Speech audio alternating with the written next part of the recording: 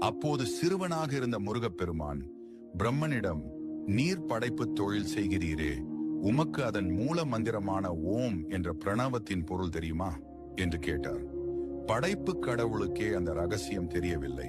இதனால் கோபமடைந்த முருகன் பிரம்மனை சிறையில் அடைத்தார்.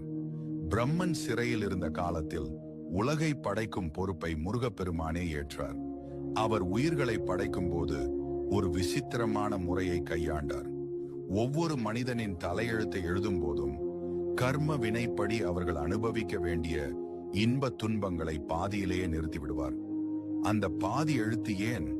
தேவர்கள் இதை கண்டு குழம்பி, முருகா, விதியை ஏன் முழுமையாக எழுதாமல் பாதியிலேயே விடுகிறீர்கள் என்று கேட்டார்கள்.